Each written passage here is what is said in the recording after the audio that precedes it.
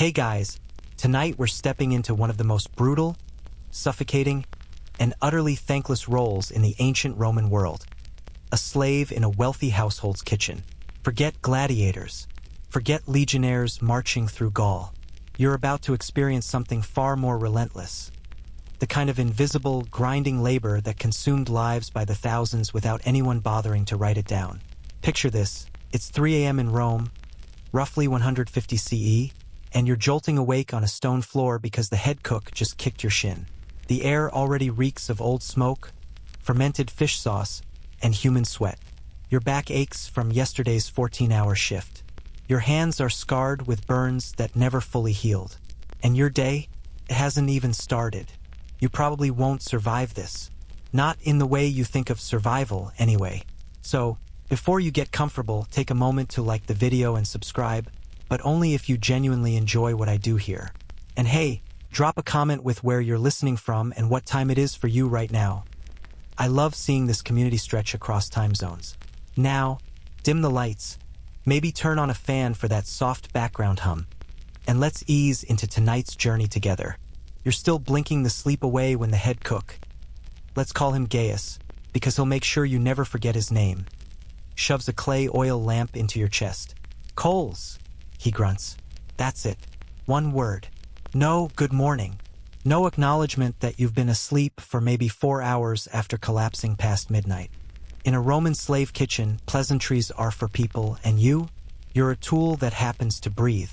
You stumble toward the hearth, the lamp's weak flicker barely cutting through the pre-dawn darkness. The kitchen, if you can even call it that, is a long, low-ceilinged room tucked into the back corner of the villa. No windows. The only ventilation comes from a narrow opening near the roof that mostly just lets the smoke swirl around before it decides to leave. The walls are blackened with soot, and the floor is perpetually sticky with spilled wine, oil, and gods know what else. The hearth is the heart of this miserable place, and right now it's your problem. Roman kitchens didn't have the luxury of turning a stove on and off. Fire was a living thing. You fed it, nurtured it, and if you let it die, you'd pay for it with your skin. You crouch down, knees cracking, and start pulling half-dead coals from the edges of the pit. They're still warm, glowing faintly orange when you blow on them. You add kindling, twigs, dried grass, a few splinters of olive wood that cost more than you're worth. The trick is getting the flame going without using too much fuel. Wood is expensive, charcoal even more so. Waste it, and Gaius will make sure you skip your evening meal. Maybe two. The coals catch. Smoke billows up immediately, stinging your eyes, coating your throat. You cough, and Gaius barks from across the room, quietly, because even your bodily functions are expected to be silent and convenient. You fan the flames with a woven palm frond, and slowly, reluctantly, the hearth comes alive. Historians still argue whether Roman kitchens used bellows or just relied on manual fanning. But trust me, at 3 a.m., the scholarly debate doesn't matter. Your arm burns. Your lungs burn. The fire burns. Everything burns. Now comes the water. Oh, the water. Romans loved their baths, their fountains, their aqueducts. They were genuinely brilliant engineers. But that sparkling water flowing through the city? It doesn't make it to the kitchen by magic. It makes it because you haul it. The villa has a cistern in the courtyard, maybe 40 paces away. You grab 2 amphorae, those iconic clay jars with the twin handles, and head out into the cold. January in Rome isn't the frozen hellscape of the north, but it's damp, it's dark, and the chill cuts right through your thin tunic. You're barefoot. Shoes are for people who own themselves. You fill the first amphora. It's heavy, about 8 gallons when full, roughly 70 pounds. Your shoulders already ache, but you've got to fill the second one too. No choice. The kitchen needs water for everything. Washing vegetables, boiling grains, mixing dough, creating the endless sauces that Roman cuisine demands. You hoist both jars, one in each arm, and start the shuffle back. The handles dig into your palms. The weight makes your lower back scream. You've done this 1,000 times. You'll do it 1,000 more, if you're lucky. Back inside, you pour the water into a massive bronze cauldron that lives on a stone stand near the hearth. This pot never truly empties. It's always simmering something. Stock, barley, chickpeas, whatever Gaius decides. You add your fresh water, and the surface steams faintly in the firelight. The kitchen is starting to wake up now. 2 other slaves shuffle in. One's a kid, maybe 12, his eyes still puffy with sleep. The other is an older woman, her hair wrapped in a rag, her face a roadmap of exhaustion. Nobody speaks. You all know the drill. Gaius appears again, this time holding a wax tablet. He's the cocus, the head cook, and in the hierarchy of this household, he's practically a god compared to you. He's still a slave, mind you, but he's a trusted one. Literate. Skilled. He's been cooking for the master's family for 15 years, and he wields that authority like a club. He squints at the tablet, muttering to himself, then looks up. The master wants a full cena tonight. 50 guests. Start the stock. Pluck the birds. Someone needs to run to the forum for fresh garum. We're out. 50 guests. Your stomach drops. A formal Roman dinner party. A cena isn't just a meal. It's a theatrical production of excess. A multi-course endurance test designed to flaunt wealth and status. And you're backstage, pulling every wire, sweating over every flame, making sure the illusion holds. Historians generally agree that elite Roman dinners could feature anywhere from 3 to 7 courses, though some truly deranged hosts went further. The quirky part? Many of these meals weren't even about taste. They were about spectacle. Peacocks served with their feathers reattached. Whole roasted boars with live birds sewn inside so they'd fly out when carved. Your job is to make the impossible look effortless. But first, the stock. You grab a cleaver and start hacking at a pile of chicken carcasses left over from yesterday. Necks, feet, wing tips, nothing goes to waste in a Roman kitchen except maybe you. You toss the bones into the cauldron, add onions, leeks, a handful of herbs. The smell starts to shift from stale smoke to something almost edible. Almost. You stir with a long wooden paddle, and the motion is hypnotic, repetitive. Your mind drifts. You wonder, for the 1000th time, what your life would have been if you hadn't been born into this. If your mother hadn't been a slave. If the master's father hadn't owned your family for 2 generations. The kid is assigned bird duty. There's a heap of dead pigeons, quails, and one sad-looking chicken in the corner. He sits on a stool and starts plucking, his small fingers working quickly. Feathers drift through the air like snow, settling on every surface. The older woman, her name something you never learned, begins grinding grain in a stone mortar. The repetitive thud-thud-thud becomes the kitchen's heartbeat. You're all cogs now, turning in sync, and the day has barely begun. Gaius disappears, probably to hassle the baker or check the wine stores.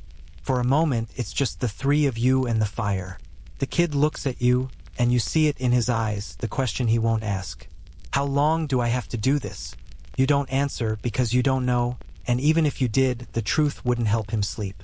Roman slaves in domestic roles could spend their entire lives in service. Some were freed in their master's will. Some bought their freedom after decades of saved tips. Most just died.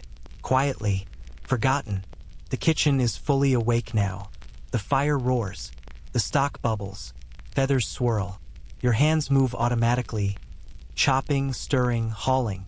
And somewhere above you, in the airy, marble-cool rooms of the villa, your master is still asleep.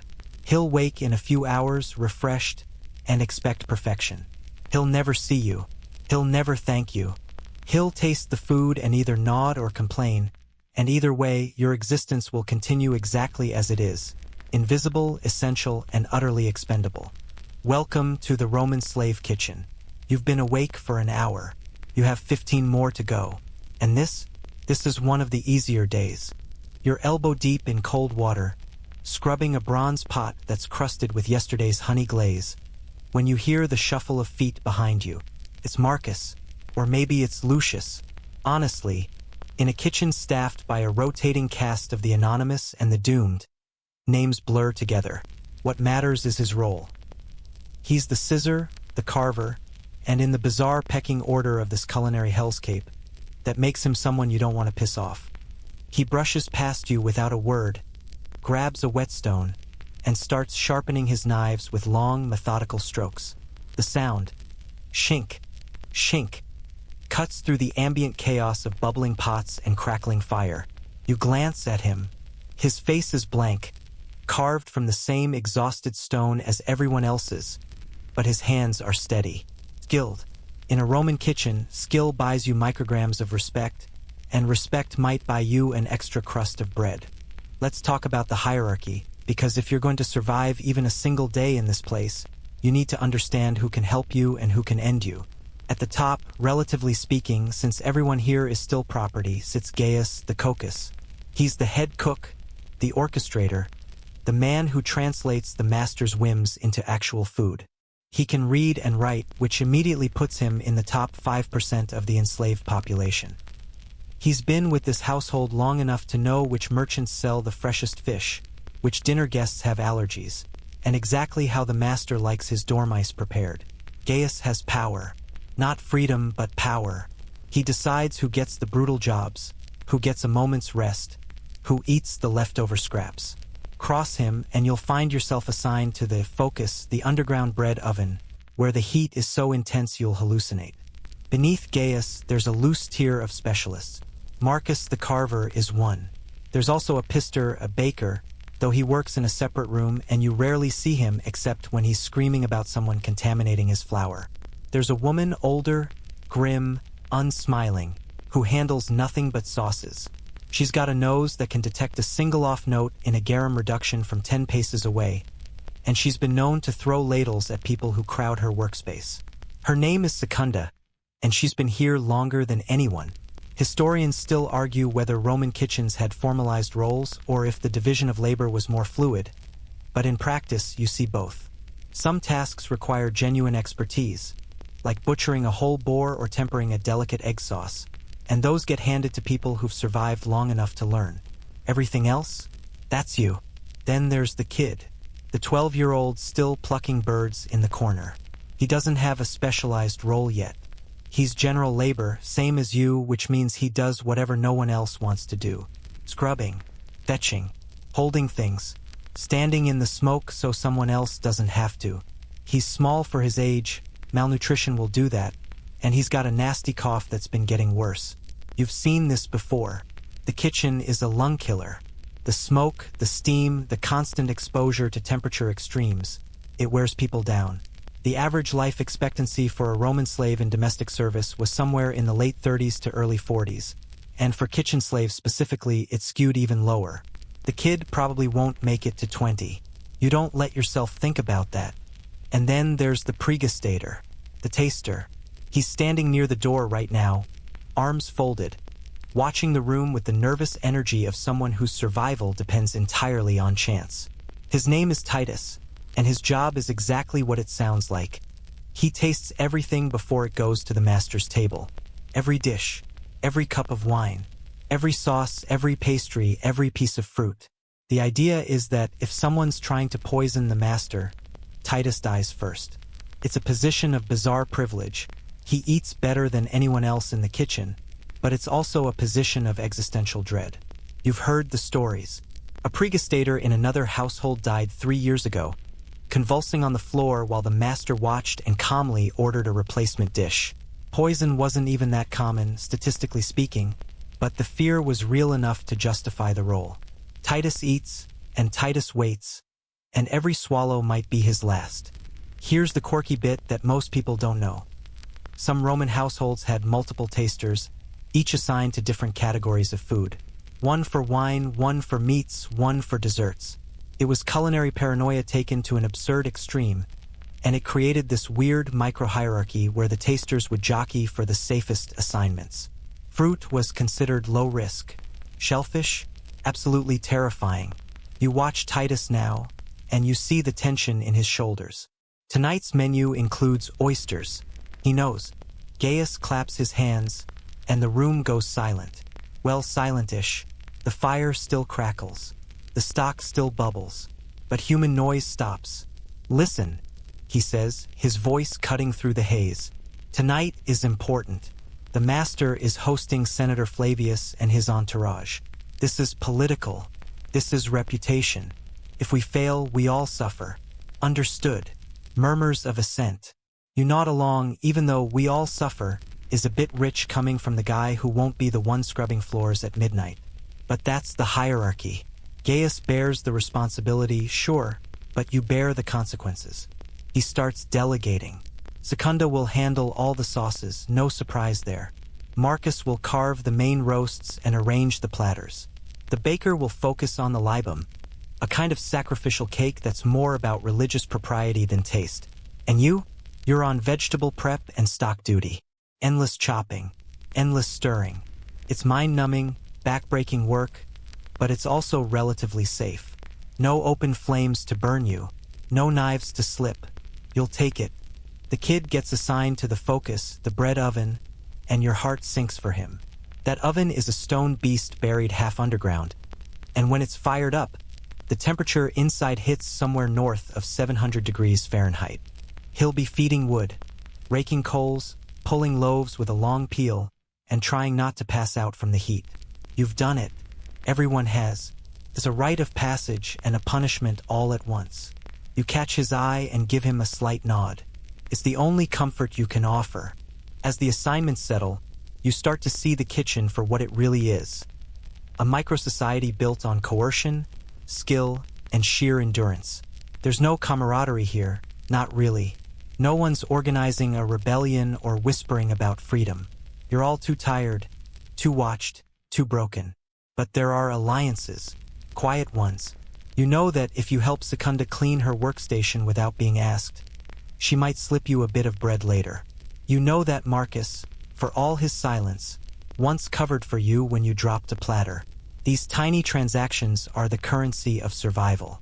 And then there's the overseer. Not a kitchen slave, but the villicus, the estate manager. He's a freedman, which means he was once where you are now, and he's chosen to deal with that trauma by becoming absolutely ruthless. He drifts through the kitchen maybe twice a day, inspecting, criticizing, looking for excuses to dock rations or deliver lashes. He's got a gnarled walking stick that he uses for emphasis, and you've seen him crack it across someone's shoulders for the crime of stirring too slowly. He answers only to the master, and he loves reminding everyone of that fact. When he's around, the kitchen gets quieter, faster, more afraid. You're chopping onions now, mountains of them, and your eyes are streaming.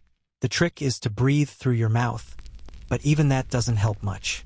Your knife is dull, which makes every cut a small struggle, but you don't dare ask for a sharpening stone. That's Marcus's domain, and you don't interrupt an artist. The onions will go into a dozen different dishes. Soups, stews, sauces, stuffing. Romans loved onions. They loved garlic even more. Your hands are going to smell like both for days. Across the room, Secunda is working on a garum reduction, and the smell is already making your stomach turn. Garum, that fermented fish sauce that Romans put on absolutely everything, is an acquired taste if you're eating it, and an occupational hazard if you're making it. The base garum comes in amphorae from the coast, where fish guts and salt sit in the sun for months until they break down into a pungent, umami-rich liquid. But Secunda's job is to refine it, blend it, sometimes cook it down with wine or honey to create specific flavor profiles. She's a master, and she knows it. You see her taste a spoonful, frown, add a splash of vinegar, taste again, nod. No measurements, no recipes, just decades of muscle memory and a palate that survived everything this kitchen could throw at it. The hierarchy isn't just about skill, though. It's also about favor. Gaius has the master's ear, which means Gaius has leverage. If he likes you, he can recommend you for a cushier role, maybe serving in the dining room instead of sweating in the kitchen. If he doesn't, you'll be stuck gutting fish until your fingers bleed. You've seen people try to curry favor. Compliments, extra effort, small gifts of scavenged food. Sometimes it works. Usually it doesn't. Gaius didn't get where he is by being sentimental. And beneath all of this, beneath the specialists and the hierarchies and the desperate little alliances, there's you, and the kid, and a handful of others whose names you barely know. The expendable ones. The ones who'll be replaced if they fall, forgotten if they die. You're the foundation of this whole operation, the invisible hands that make Roman luxury possible, and your reward is another day of not being sold, not being whipped, not being sent to the mines. It's not much, but it's what you have. You finish the onions and move on to carrots, turnips, leeks. Your hands move on autopilot. Your mind drifts again, and you think about the absurdity of it all. Somewhere above you, the master is probably still in bed, maybe enjoying a light breakfast brought by a different set of slaves. The pretty ones, the ones who don't smell like smoke and garlic. He'll spend his morning in the baths, his afternoon in meetings or at the forum, and his evening presiding over the meal you're about to kill yourself preparing. He'll never see you. He'll never even wonder about you. And that, more than the burns or the exhaustion or the hunger, is the tuntung cruelty of it, your invisibility. The kitchen churns on. The hierarchy holds. And you chop vegetables until your wrist goes numb, because that's what tools do. The fire spits an ember onto your forearm, and you don't even flinch anymore. Just brush it off. Watch the tiny red mark join the constellation of scars already mapping your skin, and keep stirring. Pain has become so routine in this kitchen that your body's stopped bothering to fully register it. That's not resilience, that's damage. Welcome to the part of your day where you get intimate with the Roman kitchen's most reliable killer. Open flame. Let's be clear about something. When you picture ancient Roman cooking, you might imagine some rustic, charming scene. Clay pots over a cozy hearth. Maybe some herbs drying picturesquely in the corner. Forget that. What you're standing in front of is an unventilated inferno that would violate every modern safety regulation ever conceived. The hearth runs nearly the entire length of one wall, a raised stone platform about waist height, pockmarked with spaces for fires of different sizes. Right now, you're managing 3 of them simultaneously. One's a low, steady burn for the stock that's been simmering since before dawn. Another is roaring hot, flames licking up around a bronze pan where you're searing chunks of pork. The third is somewhere in between, heating a clay pot of chickpeas that need constant attention or they'll scorch. The heat is disorienting. Your face feels like it's melting. Sweat pours down your back, soaking through your tunic until it clings to your skin. The air shimmers above the flames, and when you lean in to adjust a pot, the rush of hot air makes you gasp. There's no exhaust hood, no chimney directly above the cooking surface. Just that inadequate opening in the roof that lets maybe a third of the smoke escape while the rest hangs in the room like a malevolent fog. Your eyes water constantly. Your throat burns with every breath. And this is normal. This is just Tuesday. Here's what kills you slowly. Smoke inhalation. Romans didn't understand particulate matter or carbon monoxide, but they didn't need to. They could see the evidence. Kitchen slaves developed chronic coughs that never went away. Their lungs blackened and scarred. Respiratory infections were rampant, and in a world without antibiotics, a bad chest cold could become a death sentence. The historical record is sparse on the specific mortality rates of kitchen slaves. They weren't important enough to track systematically, but skeletal remains from Pompeii and Herculaneum show clear evidence of respiratory disease in individuals buried in servant quarters. You're breathing poison all day, every day, and there's not a damn thing you can do about it. Here's what kills you quickly. Actual fire. You're working inches away from open flames, often while holding heavy pots, turning spits, or reaching across one fire to tend another. There's no safety-first culture here. There's barely a try-not-to-die-immediately culture. You've watched people catch fire. Last year, a girl, couldn't have been more than 15, was turning a spit of lamb when her sleeve dragged through the flames. Wool ignites faster than you'd think. She screamed, spun, and knocked over a pot of boiling oil in her panic. The oil hit the fire. The fire exploded upward. By the time someone threw a bucket of water on her, the burns covered half her body. She died 3 days later, delirious with fever, and the master docked the kitchen's grain ration to cover the cost of her care. They replaced her within a week. You've got burns up and down both arms. Some old and silvered, some fresh and angry. The worst one is on your left hand. A shiny patch across your palm from when you grabbed a pot handle you thought had cooled. It hadn't. The pain was so intense you nearly vomited. But Gaius just looked at you and said, "Wrap it and get back to work." So you did. You wrapped it in a strip of linen soaked in vinegar, the closest thing to medical care you're getting, and you kept cooking. The burn got infected, of course. It wept pus for 2 weeks. You're lucky you didn't lose the hand. Historians still argue whether Roman medical knowledge about infection and wound care was applied to slaves, but the practical answer is, only if you were valuable enough to be worth saving. The kitchen grunt? Not so much. The tools you're working with are actively trying to kill you too. That bronze pan you're using to sear pork? It doesn't have a stay cool handle. It's just bronze all the way through, which means the handle gets exactly as hot as the cooking surface. You've learned to wrap it with wet rags before grabbing it, but the rags dry out from the heat, and you've got maybe a 3-second window before you're searing your own flesh instead of the meat. The long iron spit for roasting? It weighs about 15 pounds when loaded with meat, and you have to turn it manually constantly for hours. Your shoulders scream, your hands blister. Drop it, and you've just ruined the centerpiece of tonight's meal. You can imagine the consequences. And then there's the whole problem of pot stability. You're cooking on an uneven stone surface with vessels that were never designed for precision. Pots tip. Pans slide. You're constantly making micro adjustments, wedging broken tiles under one side to level things out, using your own body as a counterweight.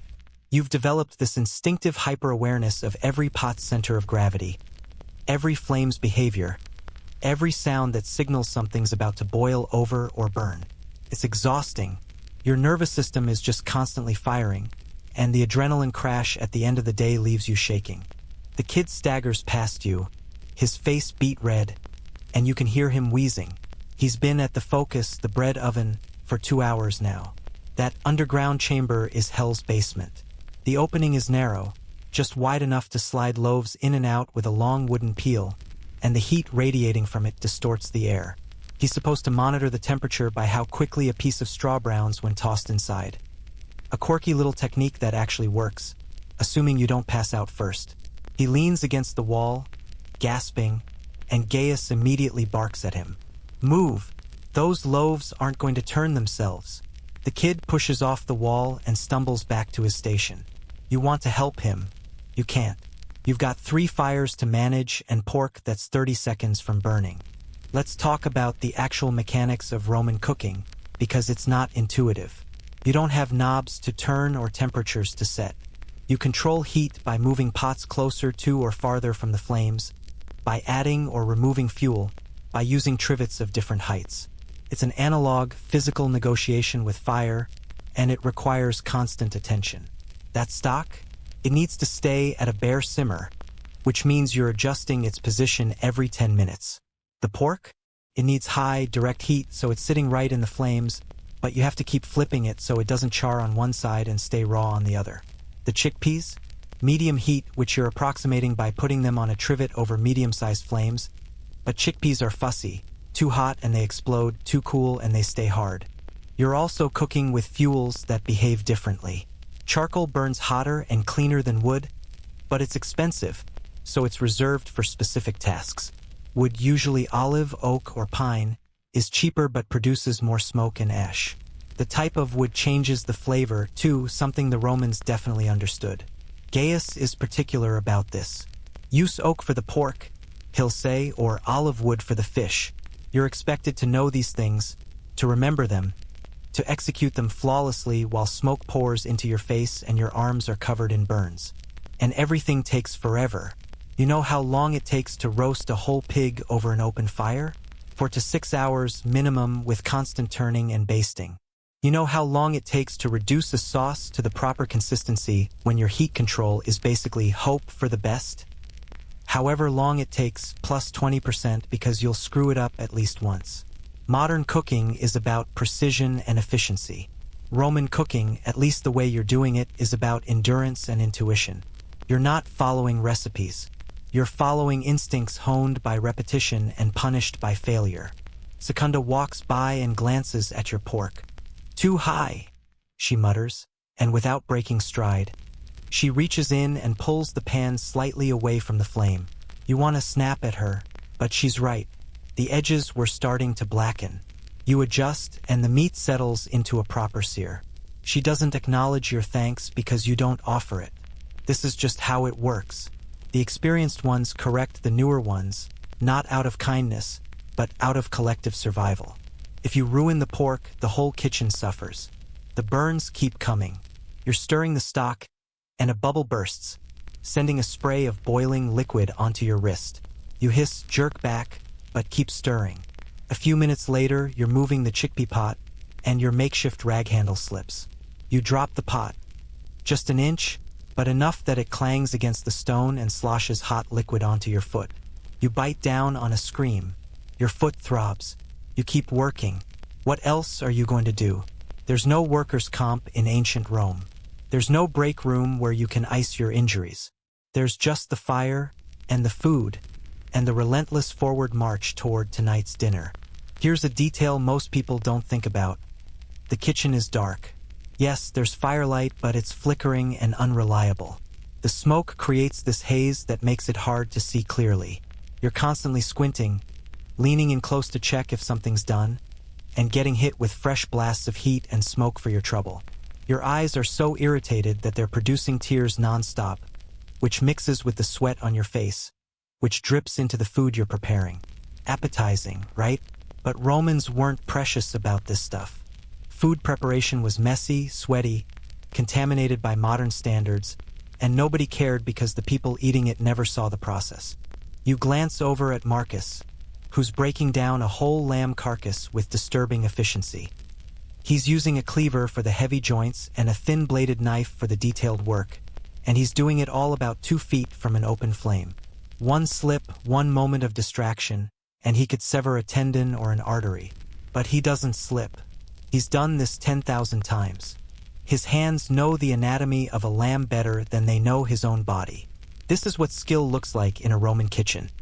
The ability to perform complex, dangerous tasks in a hostile environment without killing yourself or ruining the product. Marcus has it. The kid doesn't, not yet. You're somewhere in between, competent enough to be useful, not skilled enough to be safe. The afternoon drags on, and the heat becomes almost hallucinatory. You're not sure if you've been standing here for 2 hours or 6. Time loses meaning when every moment is just a variation on the same theme. Stir, flip, adjust, dodge, burn, repeat. Your body is running on fumes. You haven't eaten since the scraps you grabbed before dawn. A heel of bread, some watery wine. Your hands shake slightly from low blood sugar, but you can't afford to stop. Not now. Not with 50 guests coming and Gaius watching everyone like a hawk. And here's the cruelest irony. You're surrounded by food. Gorgeous, expensive, carefully prepared food. Pork and lamb and fish and fresh vegetables and imported spices. You're creating abundance and you're starving. The smells are torture. Roasting meat, baking bread, honey and wine and herbs. Your stomach cramps with hunger, and you're basting a pig that costs more than you're worth. You'll get scraps later, maybe the burnt bits, the ugly vegetables, the sauce that broke. But right now, you're just a hungry animal tending a feast you'll never attend. The smoke curls around you. The fire crackles. Your burns throb in time with your heartbeat. And you keep working because that's what you do. That's all you do. You feed the flames, and the flames consume you, and the Romans above don't even know your name. Gaius appears at your elbow holding that damned wax tablet again, and you just know this is about to get worse. He's got that look on his face, the one that says the master has decided to complicate your entire existence with a single whim. Change of plans, he announces to the room, though he's mostly looking at you and Secunda. The master wants gliaries for the first course. Dormice in honey and poppy seeds. And apparently Senator Flavius mentioned he's fond of flamingo, so we need tongues. At least a dozen. You stop stirring. Dormice, flamingo tongues. Of course. Because roasting an entire pig and preparing 6 other courses wasn't ambitious enough. Let's add some whimsical Roman excess to really test whether you'll survive the night. Dormice, gliaries, were an actual delicacy in ancient Rome. A status symbol that showed up at fancy dinners with disturbing regularity. They weren't regular field mice, mind you. These were edible dormice, specifically fattened in special clay jars called glararia, fed a diet of chestnuts and acorns until they were plump enough to be worth the effort. The result? Little rodent sausages about the size of your thumb that Romans found absolutely delightful. You find them absolutely revolting, but your opinion wasn't solicited. Where You ask carefully. Are we getting dormice at this hour? It's mid-afternoon. The markets are winding down. Specialty items like fattened dormice aren't exactly sitting around waiting to be purchased. Gaius gives you a look that could curdle milk. That's your problem. Take Titus. Go to Macro's stall in the Forumborium. Tell him it's for the master's household and we need them within the hour. He'll price gouge you, but we don't have a choice. He flips a small leather pouch at you, coins for the purchase, and turns away before you can protest. Titus, the taster, is already grabbing his cloak. You've just been voluntold into a procurement mission, which means abandoning your posts at the hearth and racing across Rome to track down luxury rodents. Here's where the whole system shows its cracks. You're a slave. You don't have freedom of movement. Technically, you need written permission to leave the household, and even then, you're subject to being stopped, questioned, or detained by anyone who feels like asserting authority over you. The streets of Rome aren't safe for people like you. You're prey, but the dinner must happen, so out you go, clutching that coin pouch like your life depends on it, because it does. Lose the money and you'll be beaten. Come back empty-handed, and you'll be beaten. Come back late and you'll be beaten. The parameters of success are narrow and unforgiving. You and Titus slip out through the kitchen's back exit, into the service alley that runs behind the villa. The contrast is immediate and jarring. Inside, it's all smoke and heat and controlled chaos. Outside, it's Rome, noisy, filthy, teeming with life that doesn't care whether you live or die. The January afternoon is cool, but you're still sweating from the kitchen's inferno. Your tunic is stained, your hands are scarred, and you smell like smoke and garlic. People move around you like you're a stone in a river. Invisible. The walk to the Forumborium takes about 20 minutes at a hard pace. You and Titus don't talk much. He's nervous, you can tell. Leaving the kitchen means leaving his controlled environment, and for someone whose job is to not get poisoned, the outside world is full of variables. You navigate through the Subura, Rome's crowded working-class neighborhood, where the streets narrow to barely shoulder width and the buildings lean in overhead, blocking out the sky. Shops spill into the walkways. A butcher is hacking at a carcass, blood pooling in the gutter. A fishmonger shouts prices. The smell is a whole new kind of assault, human waste, rotting food, smoke from 100 cooking fires. You pass a street corner thermopolium, one of those fast food counters where ordinary Romans grab cheap meals. The front counter has circular holes fitted with clay pots of stew, beans, porridge. Your stomach clenches. You haven't eaten a real meal in 2 days, and the smell of hot food, even cheap, questionable food, is almost overwhelming. Titus notices you staring. "Don't even think about it," he mutters. "We're on the clock." He's right. You push forward. The Forumborium is the cattle market, but it's also where you find specialty vendors who cater to the weird demands of the elite. Macro's stall is tucked in a corner, beneath an awning made of patched canvas. Macro himself is a red-faced man with a voice like gravel, and when you explain what you need, he laughs. Actually laughs. "Dormice? Now? You people are insane." But he disappears into the back of his stall and returns a few minutes later with a small wicker cage containing about 15 plump, sleepy dormice. They're surprisingly cute, which makes the whole thing even more disturbing. 12 denarii, he says flatly. You count out the coins. It's highway robbery. Dormice usually go for about half that, but Gaius was right. You don't have leverage. Macro knows it. He pockets the coins and hands you the cage with a smirk. "Good luck with the senator," he says, which tells you that gossip travels fast in this city. Of course people know about tonight's dinner. Status events like this aren't secrets. They're performances, and the whole city is the audience. "And the flamingo tongues?" you ask, dreading the answer. Macro's smirk widens. "You want flamingo tongues, you need to talk to Quintus. 3 stalls down. But he's going to rob you even worse than I did." He's not wrong. Flamingo tongues were the kind of absurd luxury that Romans loved specifically because they were difficult and expensive. Flamingos had to be imported from Africa or Spain, and harvesting their tongues meant killing the bird for a piece of meat the size of your pinky finger. It was wasteful, decadent, and exactly the kind of thing that impressed dinner guests. The Roman author Pliny the Elder, who was alive during this general period, mentions flamingo tongues as a fashionable delicacy, though he also kind of sneers at the excess. Historians still argue whether this was common or just a weird flex by the ultra-wealthy, but either way, your master wants them, so here you are. Quintus's stall smells like brine and old fish. He's a sour-looking man with stained fingers, and when you explain what you need, he just points to a clay jar. Inside, preserved in vinegar, are maybe 20 small, pinkish tongues. They look obscene. 20 denarii for a dozen, he says. You nearly choke. That's most of what's left in the pouch. You haggle, Titus helps, surprisingly good at playing the "our master will remember this" card, and you get him down to 16. Barely. He counts out 12 tongues, wraps them in a piece of oiled cloth, and hands them over like he's doing you a favor. You're halfway back to the villa when you realize you've been gone almost an hour. Gaius is going to be furious. You pick up the pace, Titus jogging beside you, the dormouse cage bouncing against your hip. The little creatures squeak in protest. You're running through Roman streets with a cage of rodents and a packet of flamingo tongues, and somewhere in the absurdity of it all, you want to laugh. Or cry. Or both. Back in the kitchen, Gaius snatches the cage and the tongues without a word of acknowledgement and immediately starts barking orders. The dormice need to be killed, gutted, stuffed, and roasted.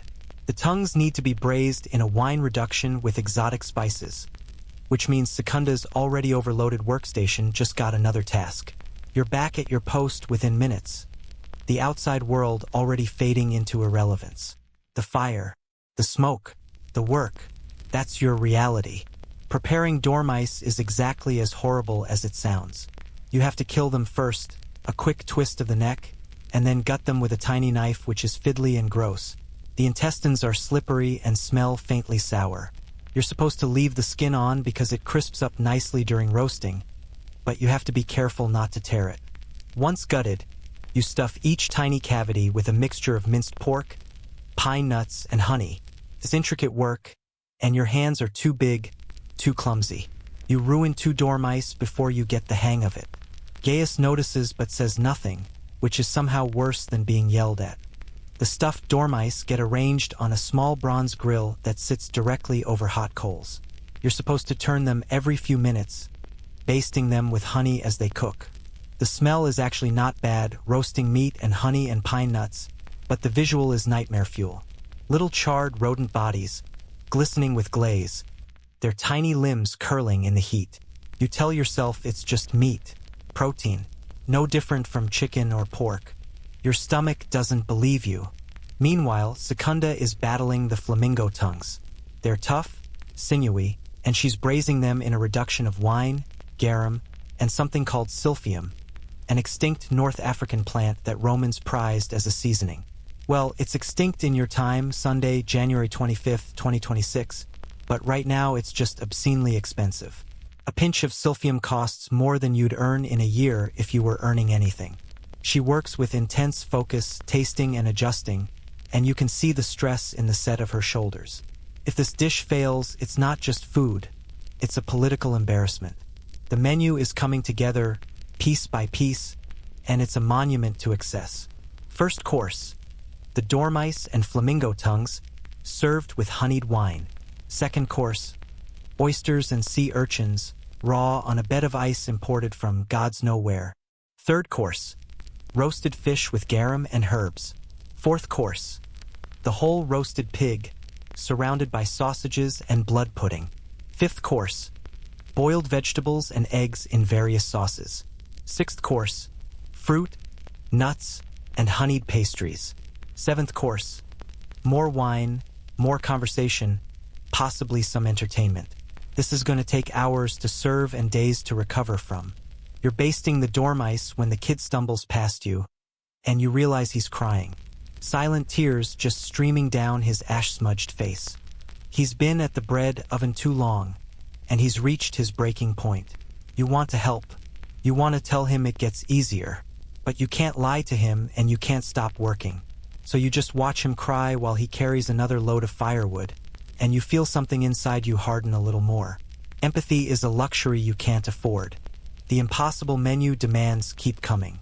Gaius remembers that the master also wanted a patina, a kind of custard souffle situation with eggs, honey, and pepper. Someone needs to make that. He looks at you. Of course. You're handed a bowl, some eggs, and vague instructions. Figure it out, Gaius says. This is Roman cooking in a nutshell. Half the time, you're expected to just intuit what's wanted based on incomplete information and whatever skills you've absorbed through sheer survival. You crack eggs, whisk in honey, add a pinch of pepper, and pour the mixture into a greased clay dish. Into the coals it goes. You have no idea if it'll work. You'll find out in 30 minutes, and if it doesn't, you'll do it again until it does. The kitchen is a storm now. Every surface is occupied. Every fire is roaring. The smoke is so thick you can barely see the far wall. People are shouting, not in anger, just in desperate coordination. Move! Behind! Hot pan! This controlled chaos. And you're a tiny cog in a vast machine that's running on fumes and fear. Your burns throb. Your lungs ache. Your hands are shaking from exhaustion and adrenaline. And through it all, you're making food that will be consumed in minutes, praised or criticized by people who will never know your name, and then forgotten. The dormice will be a conversation piece. The flamingo tongues will be an anecdote. The pig will be photographed, well, not photographed, that's a modern concept, but remembered, talked about, used to measure your master status against his peers. And you'll still be here tomorrow, doing it all again. The impossible has to become possible. That's the demand. So you make it possible. One dormouse at a time. The patina comes out of the coals looking like a disaster. One side burnt, the other side still jiggly, and Gaius takes a single look before pointing back at the fire. Again, he says, no explanation, no guidance, just again. You dump the failed custard into the slop bucket, where it joins the mounting evidence of the day's carnage, and start over. More eggs, more honey, more pepper. This time you bury the clay dish deeper in the coals and rotate it every few minutes, praying to gods you're not sure you believe in that the heat distributes evenly. Your hands are cramping from whisking. Your wrist feels like it might snap. But you keep going because the alternative is a beating or worse, being sold off to a mining operation where life expectancy is measured in months, not years. While the second patina cooks, you're sent to check the stockpile of ingredients. And this is where you discover the nightmare scenario every kitchen slave dreads. Something's missing.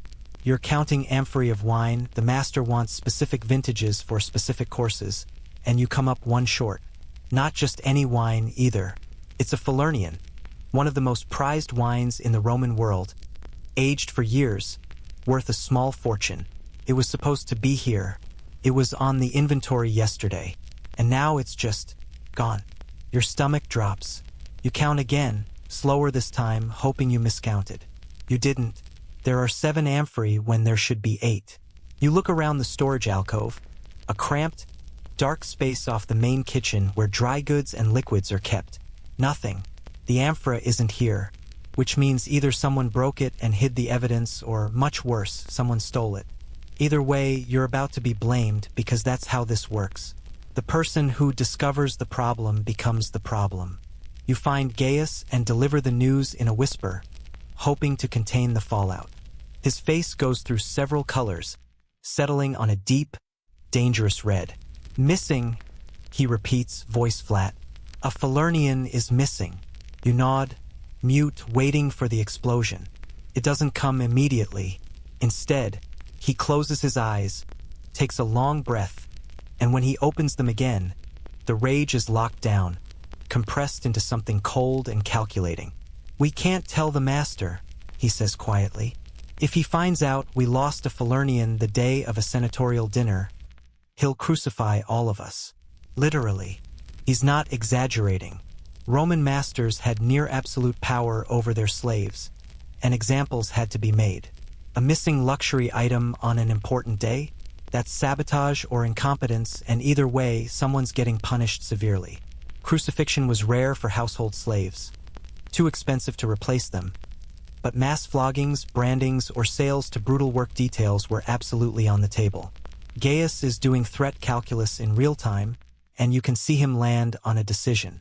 You, he says, pointing at you, take whatever coins are left in the household fund. Go back to the forum. Find wine. Doesn't have to be Falernian. but it needs to be good enough that the master won't notice immediately. You have 1 hour before we start final plating. Don't come back empty-handed. This is it. This is the moment where one missing ingredient might kill you. The household fund is kept in a locked box in the Villicus's office, and getting access means explaining the situation to him, which means exposure, which means risk. But Gaius is already walking away, trusting, or hoping, that you'll solve this. You find the Villicus in his tiny, austere room, hunched over wax tablets, and you explain the situation as neutrally as possible. We need to substitute a wine. The inventory was short. His eyes narrow. Short how? You swallow. 1 amphora. Possibly breakage. It's a lie, or at least an optimistic interpretation, but he doesn't challenge it. He unlocks the box, counts out coins with agonizing slowness, and hands you just enough to buy decent wine. Not Falernian level, but decent. Fix this, he says. Quietly. You're back in the streets, jogging now because an hour is nothing. The markets are closing. Vendors are packing up. You're fighting against time and commerce, and neither cares about your desperation. You hit 3 wine merchants before you find one willing to sell you something remotely appropriate. A Cacuban, another prized vintage, though not quite as legendary as Falernian. It's expensive enough to drain the fund, and the merchant knows he's got you over a barrel. You hand over the coins, receive a sealed amphora that you pray is genuine and not some watered-down fraud, and sprint back toward the villa. You're maybe 10 minutes from home when you trip. The street is uneven. Rome's famous roads are beautifully paved, but the residential side streets are a mess of broken stones and ruts, and your sandal catches on something. You go down hard, landing on your shoulder, and the amphora flies from your grip. Time slows. You watch it arc through the air, spinning, and your entire existence narrows to a single thought. If that breaks, I'm dead. It hits the ground, doesn't break, rolls twice, settles against a wall, intact. You scramble over, grab it, clutch it to your chest like a newborn. Your shoulder throbs where you landed, probably bruised or worse, but you don't care. The amphora is safe. You're back on your feet, running, and you make it to the villa with maybe 15 minutes to spare. Gaius snatches the wine, inspects the seal, and gives you a curt nod. It's the closest thing to praise you'll get. He decants it immediately, and just like that, the crisis is papered over. The missing Falernian becomes a mystery for another day, and you become the person who saved the dinner. No reward, no recognition. Just the absence of punishment, which is its own kind of victory. But here's the thing about shortcuts in a Roman kitchen. They accumulate risk. That substituted wine might be fine, or it might be slightly off, and if the master notices, if he comments on it, questions it, the whole lie unravels. You're gambling that his palate isn't as refined as he thinks, or that he'll be too drunk and distracted by conversation to notice. Most of the time, these gambles work. Sometimes they don't, and when they don't, people disappear. You've seen it. A cook who served undercooked pork at a previous dinner was sold within the week. A wine steward who mixed vintages wrong was flogged until he couldn't walk. The margin for error is 0, and yet errors are inevitable, so you're all just constantly juggling catastrophes and praying you can keep them airborne. Meanwhile, the actual cooking is reaching its crescendo. The pig is done, golden, crackling skin, meat so tender it's falling off the bone. Marcus has been basting it for 6 hours straight, turning the spit with mechanical precision, and now he's arranging it on the largest platter the household owns, surrounded by sausages and cooked apples. It looks magnificent. It smells even better. Your mouth waters so intensely it actually hurts, and you have to look away before the hunger overwhelms you. The oysters arrive, live, packed in seaweed and ice. This is another logistical miracle that you're just expected to execute. Ice in January isn't hard to come by in the mountains, but getting it to Rome and keeping it from melting requires a supply chain that's impressive by any standard. The ice comes packed in sawdust, transported at night when it's cooler, and stored in underground chambers. It's expensive, but it's essential for certain dishes, and tonight's dinner absolutely requires the spectacle of oysters served on ice. You shuck them carefully. One slip of the knife and you'll lose a finger, or worse, damage the delicate meat inside. Each oyster goes onto a bed of crushed ice, arranged in concentric circles on a bronze platter. It's fussy, time-consuming work, and you're doing it while simultaneously checking on 3 other dishes. The flamingo tongues are done. Secunda has worked some kind of dark magic, and they're tender, glossy with reduction, arranged artfully on a small plate. They still look obscene, but they smell incredible, wine and garum, and that mysterious silphium creating a complex, savory aroma. You're not allowed to taste them, obviously, but Titus is. He takes a tiny bite, chews thoughtfully, swallows and waits. This is his whole job: eat and don't die. After a minute, he nods. Fine, he says. Secunda allows herself a tiny smile. The dish is approved. Your second patina comes out of the coals, and this time it's actually worked. The top is golden, the texture is set but still soft, and when you poke it with a knife, it doesn't collapse. You carry it to Gaius, who cuts a small piece, tastes it, and, miracle of miracles, nods. Good. Make 2 more. Of course. Because 1 is never enough. You're back to eggs and honey, your hands moving on autopilot, while your brain tries to track the 17 other things that need to happen in the next 45 minutes. Here's what's happening simultaneously. Marcus is carving the pig into serving portions. The kid is pulling the final loaves of bread from the focus, his face the color of a tomato. Secunda is finishing 4 different sauces, each one requiring different heat levels and constant whisking. Someone's arranging fruit on platters: figs, dates, grapes, all imported and expensive. Someone else is frying honey cakes, which means hot oil and the constant threat of fire. The dormice are getting their final glaze. The fish, a massive sea bream, is being stuffed with herbs and wrapped in fig leaves for roasting. And you're making patini, plural, while also checking the wine substitution hasn't been noticed, and praying nothing else goes catastrophically wrong. Spoiler: something always goes wrong. This time, it's the sea bream. The kid, delirious with heat exhaustion, misjudges the fire when he sets the wrapped fish on the grill. The fig leaves catch fire immediately. Not a gentle singe, but actual flames.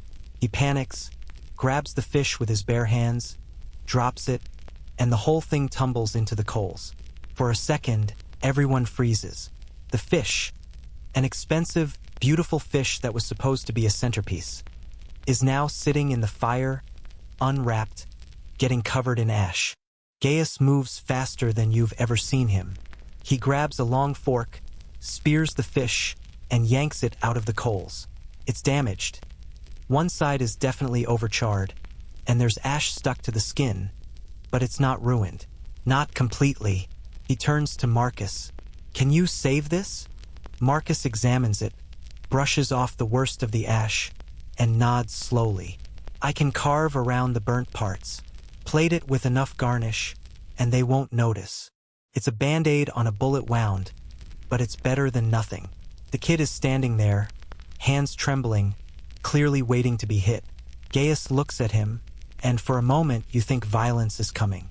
But Gaius just says, very quietly, "Get back to the bread. Now." The kid flees. Punishment will come later, in private, but right now there's no time. This is crisis management in a Roman kitchen.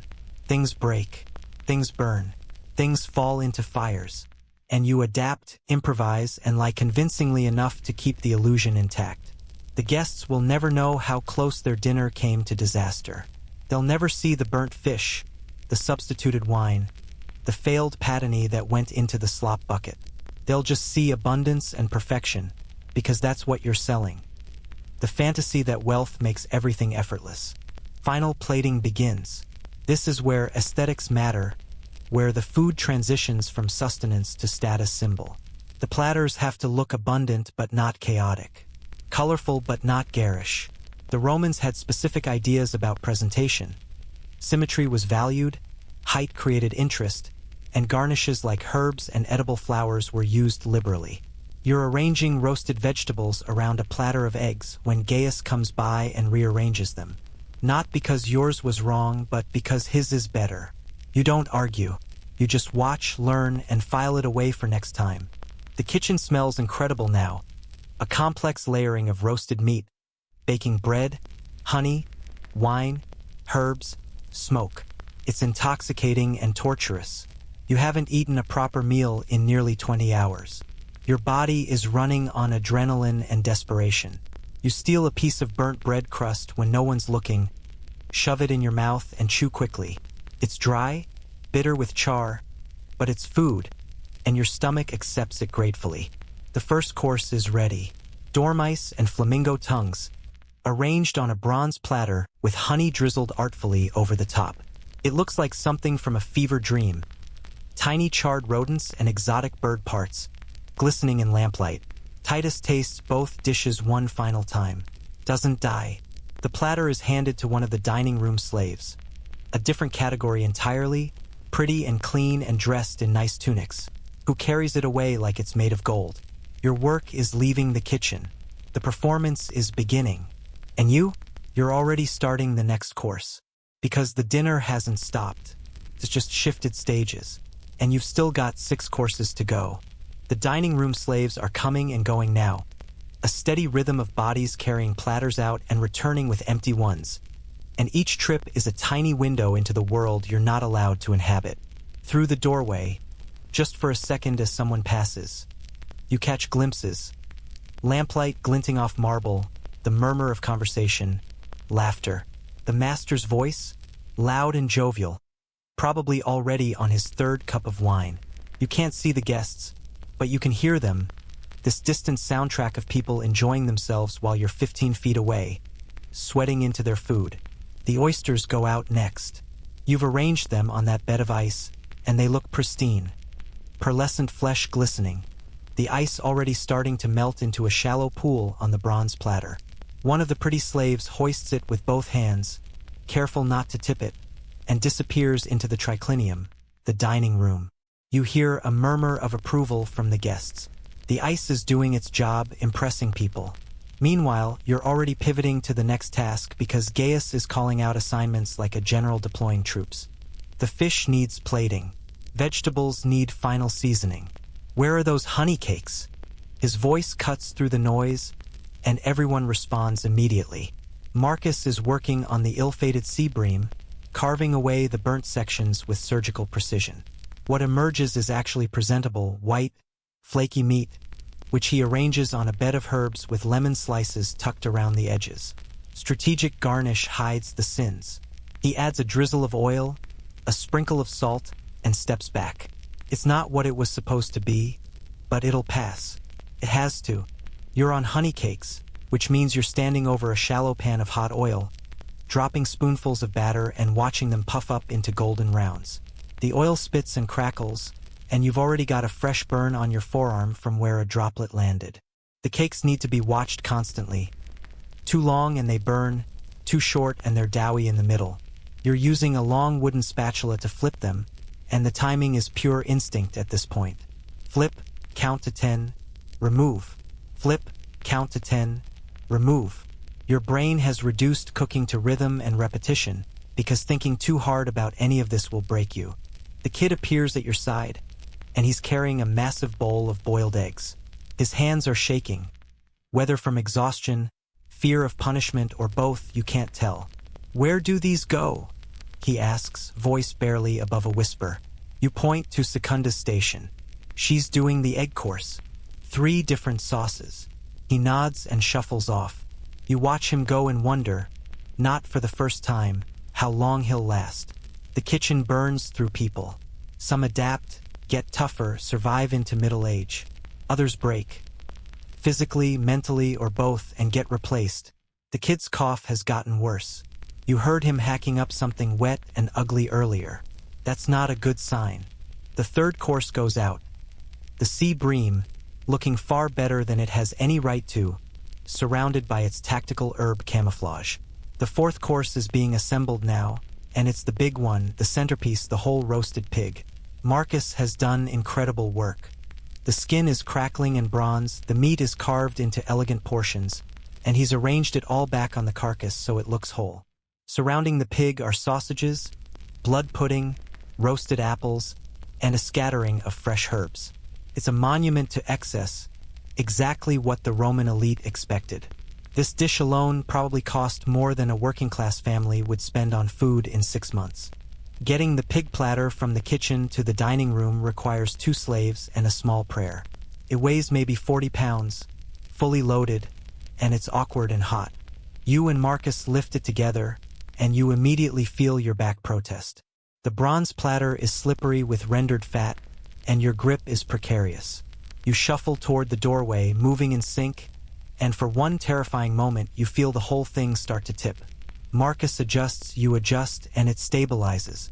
Through the doorway, down a short corridor. The heat from the platter is radiating into your forearms. Don't drop it. Don't drop it. Don't. Into the triclinium. And suddenly, you're there, in the space you've been serving all night but haven't seen. It's overwhelming. The room is large, U-shaped couches arranged around low tables, and the guests are reclining, the Roman way of dining, propped on their left elbows, reaching for food with their right hands. Lamps everywhere, the light warm and flattering. The walls are painted with elaborate frescoes, mythological scenes you think, though you're not allowed to stare. The air smells like perfume and wine and wealth.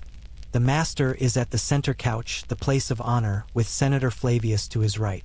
They're deep in conversation, barely glancing at you as you and Marcus set the platter down on the central table. You keep your eyes down, your movements efficient. Slaves are supposed to be invisible furniture. You exist to serve, not to be seen. But even in your peripheral vision, you catch details.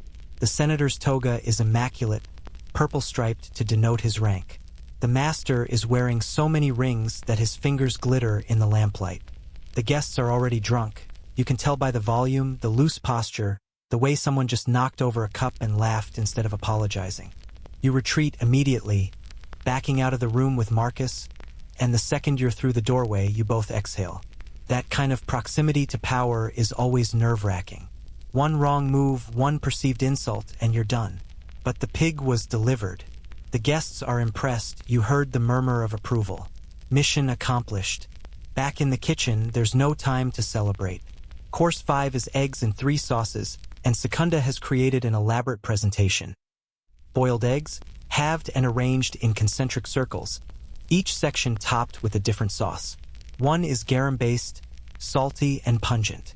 One is honey and vinegar, sweet and sharp. One is herbed oil, green and fragrant. It's simple food made complex through presentation and seasoning, which is basically the Roman culinary philosophy in a nutshell. The eggs go out. Course 6 is fruit and nuts, less cooking, more arranging. Figs, dates, almonds, walnuts, all piled artfully on platters. Some of the fruit is fresh, some is preserved in honey. It's a palate cleanser before the final round of wine and sweets. You're pulling the honey cakes from the oil, draining them on a cloth, when you hear shouting from the dining room. Not angry shouting, celebratory, drunk shouting. Someone's making a toast. The sound of cups clinking. Laughter. They're having a great time, which means the dinner is a success, which means you might actually survive the night without major punishment. But you're not done. There's still cleanup, which in some ways is worse than the cooking itself. The kitchen is a disaster zone. Every surface is covered in grease, ash, food scraps, spilled liquids. The floor is slick and sticky. The hearth is a landscape of cooling coals and burnt residue. And it all has to be cleaned tonight because tomorrow morning it starts again. You look at the mess and feel something close to despair. You've been awake for nearly 20 hours. Your body aches everywhere. And you've still got hours of scrubbing ahead of you. Gaius makes the decision for you. Leave the heavy cleaning until after they're done eating. Right now, I need final courses ready. The honey cakes get drizzled with more honey. Romans loved honey, used it the way we use sugar, and arranged on a platter with some dried figs. It's simple, almost rustic compared to the earlier courses, but by this point in a Roman dinner, the guests are too drunk to care about sophistication. They just want sweet, rich, and more wine. The wine service is its own nightmare. The master has specific ideas about which wines pair with which courses, and the household steward, a different category of slave, higher status than kitchen staff, has been managing that all night. But now he comes into the kitchen looking stressed. "We need the cacubin," he says to Gaius. "That's the substituted wine. The one you bought in a panic." Gaius pours it into an ornate serving vessel without comment, and the steward disappears with it. You and Gaius exchange a glance. This is the moment of truth. If the master comments on the wine, if he notices it's not the Falernian he requested, the whole lie unravels. Minutes pass. You're scrubbing a pot, but your ears are straining for sounds from the dining room. Nothing. More conversation. More laughter. No angrisaments. The wine was accepted. You allow yourself a tiny breath of relief. Sometimes you get away with it. Sometimes the chaos and the corners you cut don't catch up to you. Sometimes. The final course goes out. Honey cakes, fruit, and a special mulsum, wine mixed with honey, that Romans loved as a digestive. This is the signal that the formal meal is ending, though the drinking and conversation will continue for hours. Your part is nearly done.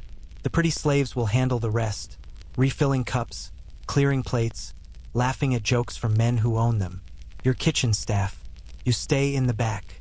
Gaius finally gives the signal. Start cleaning. It's past midnight now, and the kitchen looks like a battlefield.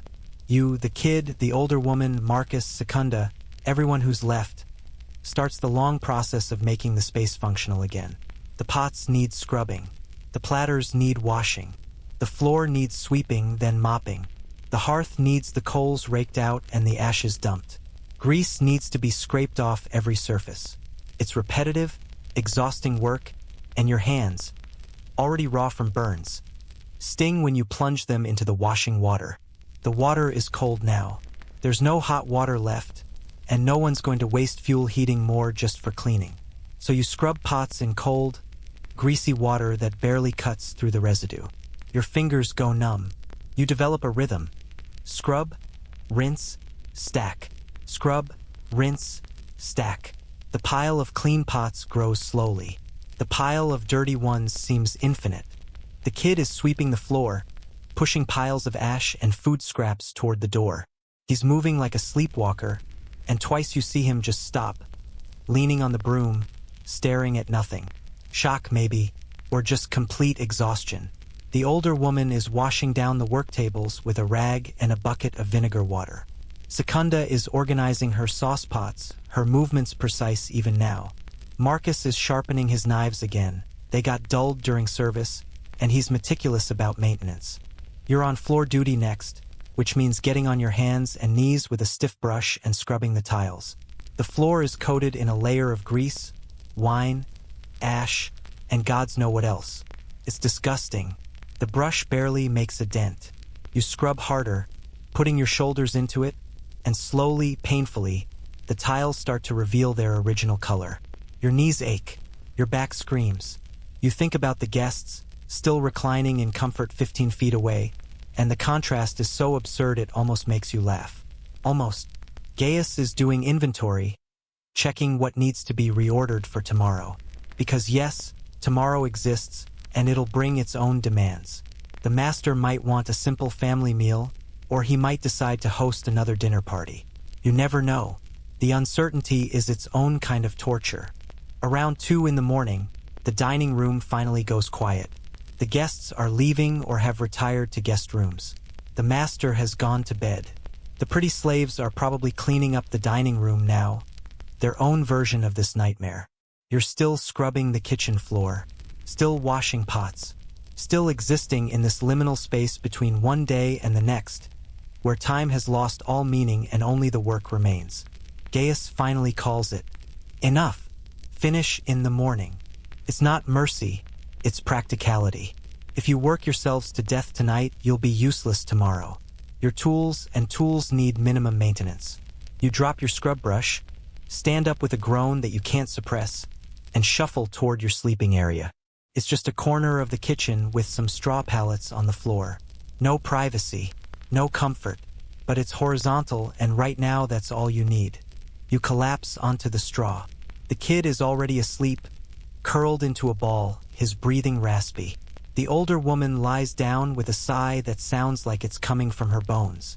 Marcus is last, checking one more time that the fires are properly banked, and then he too surrenders to exhaustion. Your last thought before sleep takes you is this: you did it. You survived the marathon.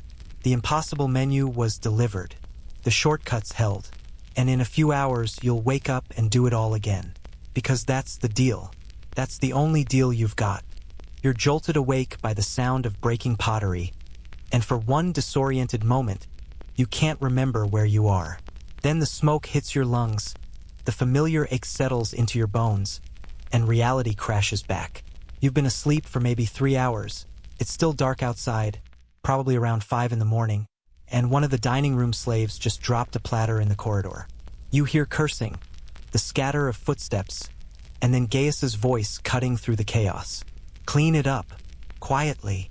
The dinner isn't over. Not really. Some of the guests stayed the night, which means there'll be a breakfast service in a few hours, which means the kitchen never actually stopped. You peel yourself off the straw pallet, every muscle protesting, and rejoin the world of the functional. The kid is still asleep, his face slack and pale, and you consider waking him but decide against it. Let him have another hour. Childhood, if you can call his existence that, is short enough. But you don't get to rest because Gaius is already assembling the breakfast crew, and you're part of it. This is where the serving really begins, where you transition from invisible background labor to slightly less invisible serving staff. The dining room slaves, the pretty ones, handle the actual tableside service, but someone has to carry the heavy platters from kitchen to serving station, and that someone is you. You're about to enter the lion's den repeatedly, carrying scalding food through crowds of drunk, entitled Romans who view you as ambulatory furniture. The breakfast menu is simpler than last night's dinner, but simple is relative. There's bread, fresh loaves from the overnight baking, along with cheese, olives, cold meats left from yesterday, honey, and fruit. There's also a hot porridge made from emmer wheat, which you've been stirring for the past 20 minutes to keep it from scorching. Your arm feels like it's going to fall off, but the porridge is smooth and creamy. So mission accomplished. You load up a tray with the porridge pot. It's ceramic, heavy, and radiating heat through the handles even with protective rags wrapped around them. This is what passes for serving equipment. Makeshift, precarious, and if you drop it, you're wearing boiling porridge and also getting beaten for the waste. You hoist the tray, balance it against your hip, and head toward the triclinium. The morning light is filtering through high windows now, and the dining room looks different than it did last night. Less glamorous, more hungover. Several guests are still reclining on the couches, looking rumpled and bleary-eyed. Empty wine cups are scattered everywhere. The air smells like stale wine, lamp oil, and bodies that have been eating and drinking for 12 hours straight. You keep your eyes down and move toward the serving table, but the room is crowded with other slaves doing the same thing, and navigating through them while carrying a scalding pot is like playing a brutal game of human Tetris. Move! Someone hisses at you. You sidestep, nearly collide with another slave carrying a tray of bread, and the porridge pot sloshes dangerously. Hot liquid splashes onto your hand. You bite back a yelp and keep moving. The serving table is across the room, which means you have to walk past the couches where the guests are lounging, and this is where things get unpredictable. One of the guests, a younger man, maybe a friend of the master's son, spots you and decides your entertainment. "Hey, kitchen rat," he calls out, his voice loud and slurred. "What's that you're carrying?" Smells like pig slop. Laughter from his companions. You keep your face neutral, keep moving. Responding is dangerous. Ignoring him is dangerous. Everything is dangerous. "I'm talking to you," he says, louder now, and he swings his leg off the couch directly into your path. You stop just in time, the porridge sloshing but not spilling. Your heart is hammering. The entire room has gone slightly quieter. People are watching now, waiting to see what happens. The young man grins up at you. "Well, what is it?" You clear your throat. "Porridge, sir. Emmer wheat with honey." Your voice comes out steady, which is a small miracle. He wrinkles his nose. "Looks disgusting. Taste it. This is a test. Power play. If you refuse, you're insubordinate. If you comply, you're debasing yourself for his amusement. Either way, you lose." You set the tray down carefully on the nearest surface, a side table that's wobbling slightly, and use a small ladle to scoop a bit of porridge. You taste it. It's actually fine, well-cooked, properly seasoned, but that's not the point. The point is that he made you do it. The point is demonstrating that he can. Adequate, he pronounces, waving you away like you're a fly. Laughter again. You pick up the tray and continue to the serving table, your face burning with humiliation and suppressed rage. This is what serving under scrutiny means. You're not just carrying food, you're navigating social hierarchies and power dynamics that can turn violent in an instant. Roman dinner parties, especially ones that stretched overnight, were environments where normal social rules were suspended. Guests were drunk, inhibitions were lowered, and slaves were acceptable targets for everything from verbal abuse to physical assault. You've seen it before. A slave accidentally spilling wine on a guest's toga and getting beaten unconscious on the spot. A serving girl who caught someone's eye and got dragged away to somewhere you don't want to think about. The dining room is a minefield, and you're crossing it multiple times per meal. You make it to the serving table, set down the porridge, and immediately turn to head back for the next load. Bread this time, which is lighter but more awkward. You're carrying a large wicker basket piled high with loaves, and your sightline is partially blocked. You're navigating by memory and the glimpses you can catch around the bread. Someone's foot appears in your path. You step over it. A hand reaches out and grabs a loaf as you pass. You don't react, just keep moving. Slaves are expected to tolerate a certain amount of interference, and complaining marks you as difficult. Back in the kitchen, Gaius is organizing the next wave. Olives, cheese, the cold meats, and someone needs to bring more wine. They're going through it faster than expected. Of course they are. It's free, it's high quality, and no one's stopping them. You grab a platter of cheese, various types, arranged with the kind of care that seems insane given how quickly it'll be demolished, and head back out. This trip is worse. The guests are getting rowdier as the alcohol from last night meets the fresh wine from this morning. Someone's telling a story, loudly, with grand gestures that nearly knock a cup off a table. Someone else is singing, badly. The master himself is holding court, making some political point to Senator Flavius, who's nodding along with the glazed expression of someone who stopped listening 10 minutes ago. You weave through the chaos, the cheese platter held high to avoid it getting jostled, and you're nearly to the serving table when disaster strikes. One of the guests, an older man, completely drunk, lurches to his feet without looking and slams directly into you. The impact sends you staggering. The platter tips. Cheese goes flying. A whole wheel of expensive imported cheese bounces off the man's shoulder and lands on the floor, where it rolls under a couch. For a second, everything stops. The man looks at you, at the fallen cheese, back at you. His face goes red. "You clumsy slave," he roars. "You attacked me." It doesn't matter that he walked into you. It doesn't matter that you were standing still and he was stumbling drunk. The narrative is set, you're at fault. The master looks over, his expression darkening. You drop to your knees immediately, the only move that might save you, and start gathering the scattered cheese. "Forgive me, sir," you say, loud enough to be heard, projecting deference and apology. "My clumsiness. Entirely my fault." The man is still blustering, but the master waves a hand. "Enough, Quintus." The slave apologized. "Have some wine." It's a dismissal, barely, and you seize it. You gather what cheese you can. The rest is probably ruined or lost under furniture, and you retreat to the kitchen with your heart pounding and your hands shaking. That could have gone so much worse. You could have been dragged out and flogged in front of the guests as an example. You could have been sold. You got lucky. Back in the kitchen, Gaius takes one look at you and the half-empty platter. "What happened?" You explain quickly. He closes his eyes briefly, calculating losses and angles. "Get more cheese. Different types, we can't send the same ones back out or they'll notice. And move faster. They're getting bored. And bored guests are dangerous guests." You're back to the cold storage, pulling out different cheeses, trying to create a platter that looks intentional rather than desperate. Your hands are still shaking slightly. You hate this. You hate the exposure, the scrutiny, the constant threat. In the kitchen, you know the dangers, fire, burns, exhaustion. But they're predictable. Out there, in the dining room, anything can happen. A guest's mood can shift in an instant. A joke can turn cruel. A stumble can become a beating. The morning stretches on. You make maybe 15 trips total, each one a fresh gambit with fate. You carry wine jugs that are so heavy your arms go numb. You carry platters of fruit that are sticky with honey and attract flies. You carry bowls of hot porridge that splash and burn. And through it all, you're dodging drunk guests, enduring comments, absorbing the casual cruelty of people who don't see you as human.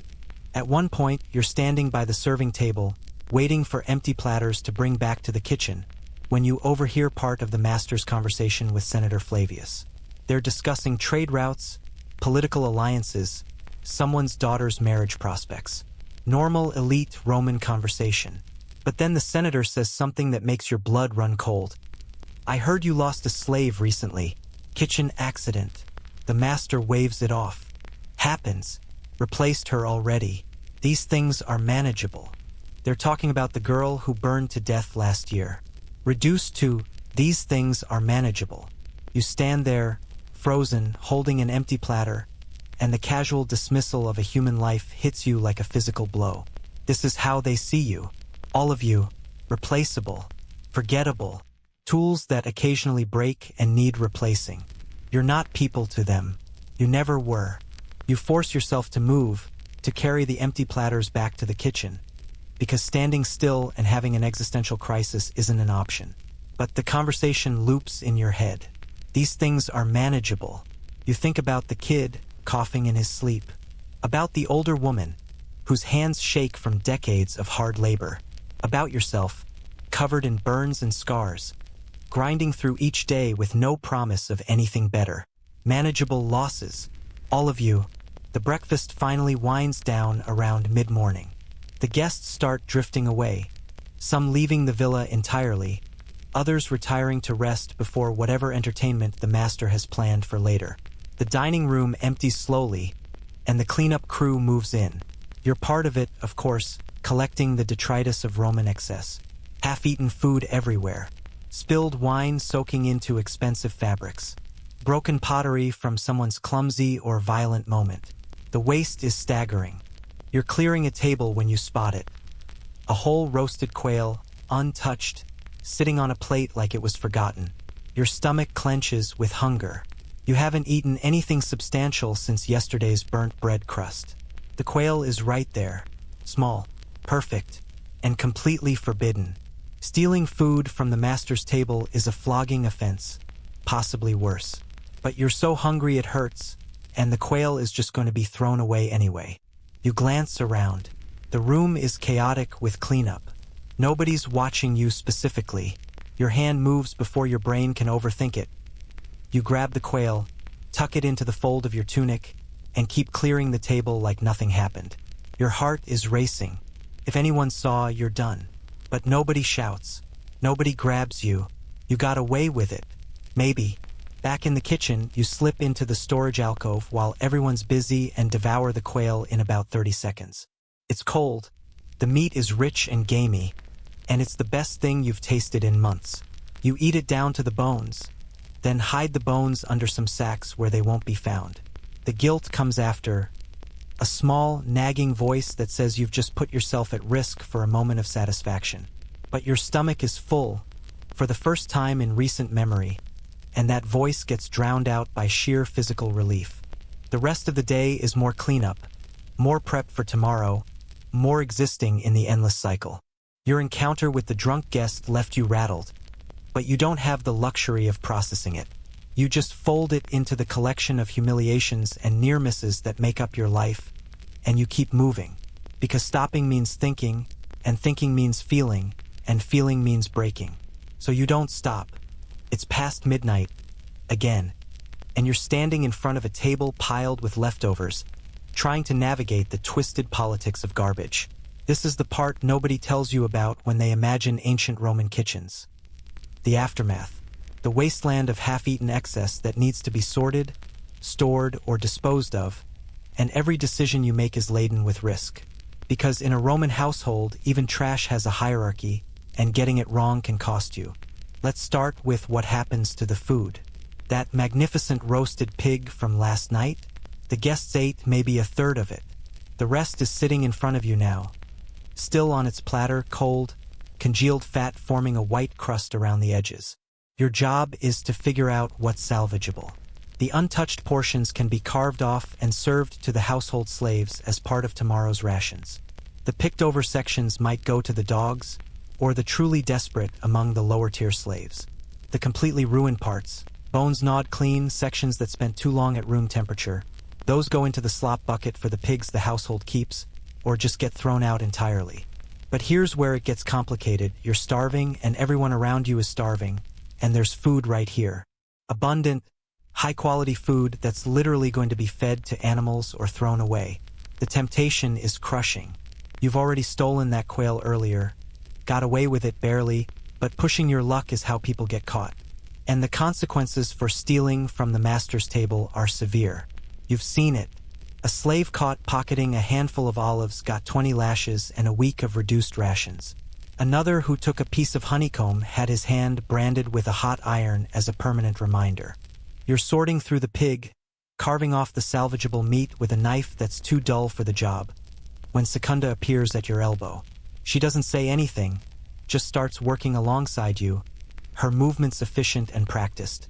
After a few minutes of silence, she murmurs, "There's a piece under the foreleg, clean. No one will miss it." You glance at her, then at the spot she indicated. She's right. There's a palm-sized section of meat that's completely untouched, hidden by the way the carcass is positioned on the platter. You could take it. Should you? Later, Secunda continues, not looking at you, after Gaius does his count. Hide it in the grain storage. We'll split it. She's offering you alliance. Partnership in crime. It's dangerous, but it's also survival. You nod slightly, and she moves on to sorting the fish remains. That's how it works down here. Quiet transactions, unspoken agreements, tiny acts of rebellion against a system that treats you as disposable. The cleanup continues. You're scraping congealed sauce off a bronze platter when the Villicus, the estate manager, makes his rounds. He's holding a wax tablet and counting inventory, cross-referencing what was served against what remains. This is the audit, the moment where theft gets discovered. Your heart rate picks up. That quail you ate earlier suddenly feels like a boulder in your stomach. Did anyone notice it was missing? Did someone count the birds? He works through his list methodically, checking platters against his records. 2 quails served, 1 remaining, he mutters, making a mark. Wait, 2 served? You stole a 3rd one, the untouched one that never made it to the table. Which means it wasn't officially served, which means it might not be counted, which means you might have actually stolen something that no one knows existed in the final count. Relief washes over you, followed immediately by the realization that you got incredibly lucky. One different decision by whoever plated those birds, and you'd be getting flogged right now. The Villicus finishes his count and leaves without incident. The contraband pork Secunda identified is still hidden under the carcass. You wait an appropriate amount of time, long enough that it's not suspicious, and then palm the meat while repositioning the pig for storage. It goes into a fold of cloth you've tucked into your belt, hidden against your body. Your hands don't shake. They should, but they don't.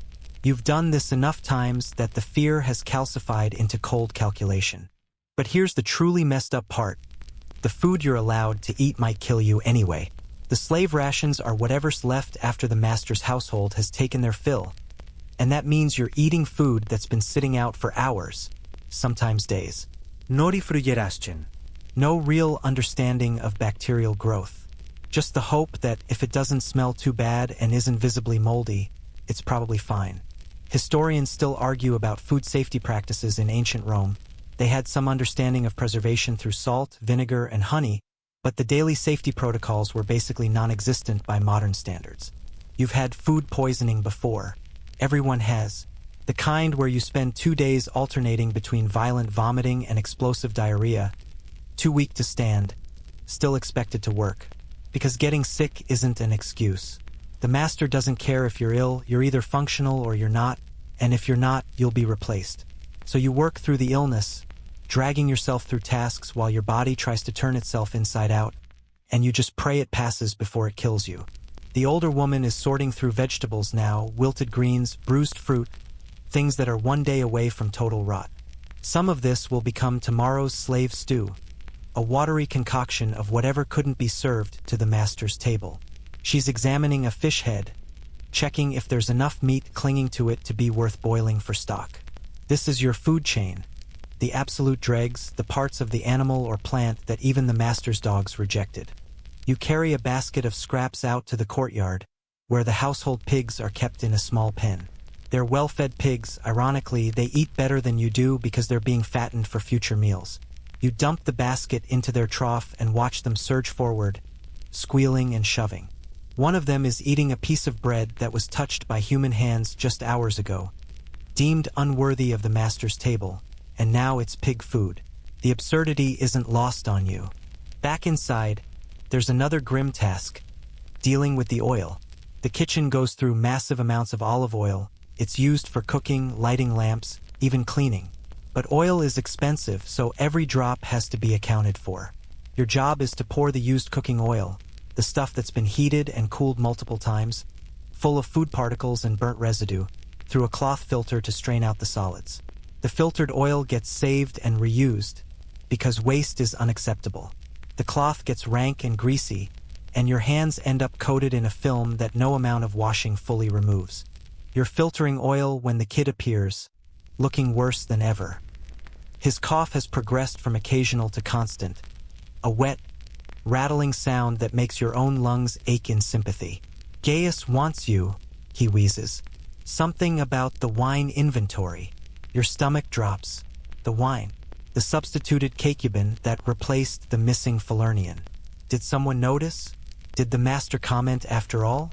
You find Gaius in the wine storage, and he's holding an empty amphora, the Falernian one that went missing. Where did this come from? He asks, his voice carefully neutral. You have no idea. You found it missing yesterday, reported it, went and bought a substitute. I don't know, you say honestly. It was gone when I checked inventory before the dinner. Gaius examines the amphora, turning it in the lamplight. Then he spots something. A crack, hairline thin, running down one side. It broke, he says slowly. Someone broke it, panicked, and hid the evidence. He looks at you. Was it you? The question hangs there. You could say yes, take the blame, and probably face punishment. Or you could tell the truth and implicate. Who? You don't know who broke it. No, you say. I found it missing and reported it to you. You sent me for a substitute. He nods slowly. Good, because if you'd broken it and lied, we'd have a problem. He sets the amphora aside. Someone in this kitchen is a coward and a liar. They'll make another mistake eventually, and when they do, I'll find them. It's a threat, but not aimed at you. Not right now, anyway. You're dismissed, and you retreat to your tasks with the uneasy knowledge that someone, somewhere in this kitchen, is waiting to be caught for yesterday's crisis. The night drags on. Cleanup is endless. Every pot, every surface, every corner has to be addressed. Around 2 in the morning, you finally get to eat your share of the stolen pork that Secunda stashed. You meet her in the grain storage, and she's already there with the meat divided into 2 roughly equal portions. You eat yours slowly, savoring it, and it tastes like rebellion, like a tiny victory in a war you're losing. Secunda watches you with eyes that have seen decades of this. And when you're done, she just says, "Don't get caught." It's advice. It's also a warning. She won't protect you if things go wrong. You're scrubbing the last of the serving platters when you overhear 2 of the dining room slaves talking in low voices. Apparently, one of the guests was complaining about the wine during the meal, said it tasted different from what he expected, but the master dismissed it, attributed it to the guest's own overconsumption. Your substitution worked, barely, saved by the master's ego and a guest's inability to hold his wine. Another near miss. Another day survived. The final task is preparing the kitchen for tomorrow's early start. Coals need to be banked properly. Not extinguished, just reduced to embers that can be coaxed back to life quickly in the morning. Ingredients for the morning meal need to be set out. Bread dough needs to be started so it can rise overnight. This prep work that ensures the cycle continues, that tomorrow you'll wake up and do this all over again. You're kneading dough, the repetitive motion almost meditative at this point, when Gaius makes an announcement. The master is hosting another dinner in 3 days. Smaller this time, only 20 guests. The room groans collectively, though quietly. 3 days isn't enough recovery time. Your burns haven't healed. Your muscles are still screaming. But it doesn't matter. The master wants another dinner, so you'll provide another dinner. That's the deal. That's the only deal. Finally, mercifully, Gaius calls it. Sleep. For hours. Then morning prep. For hours. It's not enough. It's never enough. But it's what you get. You shuffle to your straw pallet, and the kid is already there, curled up and coughing even in sleep. The older woman lies down with a sigh that sounds like surrender. Secunda settles in without a word. Marcus is still doing something, probably sharpening those knives again because maintenance never stops. You close your eyes, and the day replays behind your eyelids. The burns, the near miss with the drunk guest, the stolen food, the wine inventory scare, the endless cleanup. You survived. That's the metric of success down here. Not thriving, not finding meaning, just surviving one more day. The food you stole sits heavy in your stomach, a small comfort against the hunger that's always lurking. Tomorrow you'll be hungry again. Tomorrow there'll be new crises, new dangers, new opportunities to make a fatal mistake. But that's tomorrow. Right now, you've got 4 hours of unconsciousness, and you surrender to them gratefully. The kitchen is finally quiet except for the soft crackle of banked coals and the kids' labored breathing. Outside, Rome sleeps, oblivious to the invisible army of slaves that makes its luxury possible. And you sleep too, dreamlessly, because even your subconscious is too exhausted to bother with narratives. For hours. Then it starts again. You wake to the same darkness, the same smoke-stained walls, the same ache that's become so familiar it feels like part of your skeleton. But this morning, something's different. You can't quite name it at first, just a creeping awareness that the kitchen feels wrong. Too quiet. You sit up on your straw pallet and realize the kid hasn't moved. He's lying in exactly the same position as last night, curled into himself, and that wet, rattling cough that's been his constant companion is absent. You crawl over to him, touch his shoulder. He's cold. Not corpse cold, not yet, but colder than a living person should be. You shake him gently, then harder, and he doesn't respond. His chest isn't moving. The realization settles over you like a physical weight. The kid is dead. Maybe 12 years old, probably younger, worked and smoked and starved until his body just gave up. You sit back on your heels, staring at his small, still form, and you wait for the grief to hit. It doesn't. You're too numb, too worn down.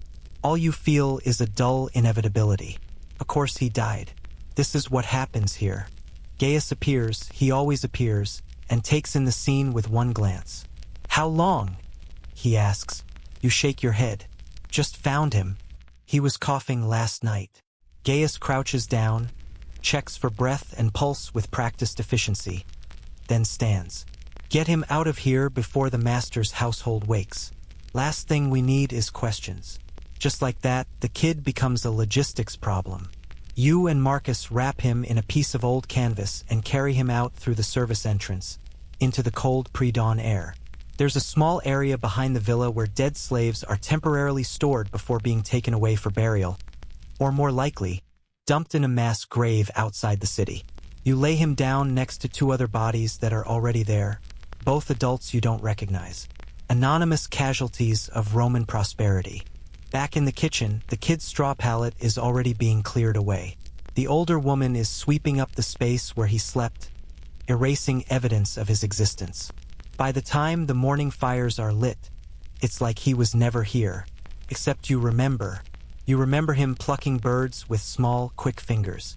You remember his face, red and streaming with sweat from the bread oven. You remember him crying silently while carrying firewood. And now he's gone, and you're still here, and the question that's been haunting you for years surfaces again. Why? Why are you still alive when so many others aren't? It's not skill. You've seen more talented cooks die.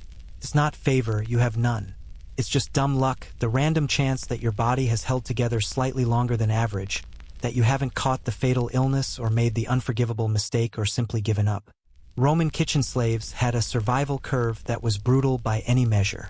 Most didn't make it past their 30s. The exceptional ones, like Secunda, survived into their 50s through some combination of skill, strategic positioning, and sheer stubborn refusal to die. But they were outliers. For every Secunda, there were dozens of nameless dead, replaced and forgotten. Gaius calls the kitchen to order, and he's already found a replacement for the kid. It's another child, maybe 10 years old, delivered this morning from the slave market. She's a girl this time, wide-eyed and terrified, dressed in a rag that barely qualifies as clothing. She doesn't speak Latin. She's probably from Britannia or Germania, recently captured, recently sold. Gaius points at various items and speaks slowly, teaching her the words. Fire, water, pot, knife. She repeats them in a whisper, and you see the exact moment she realizes this is her life now. The light goes out of her eyes.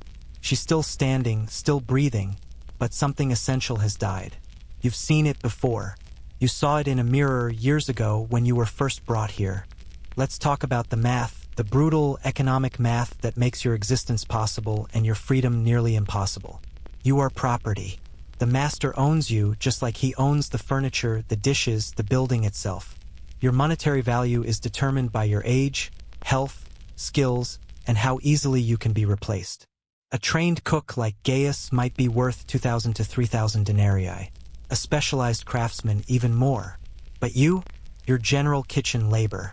Replaceable. You're probably valued around 500 to 800 denarii. Roughly the price of a decent horse. Here's how freedom works. Theoretically, manumission. The master can choose to free you, either in his will or during his lifetime. Some masters did this as a reward for long service or particular loyalty. But kitchen slaves rarely earned that kind of favor. You're too invisible, too low status. The other path is self-purchase. If you can somehow save money, tips from grateful guests, payment for extra work, whatever scraps of currency fall your way, you can theoretically buy yourself.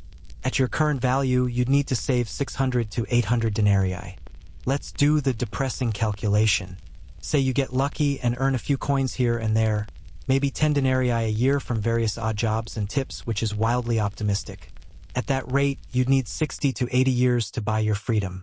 You're currently in your mid-20s. You'll be dead long before you've saved enough. And that's assuming the master doesn't raise your price, doesn't sell you first, doesn't decide you're more valuable kept than freed.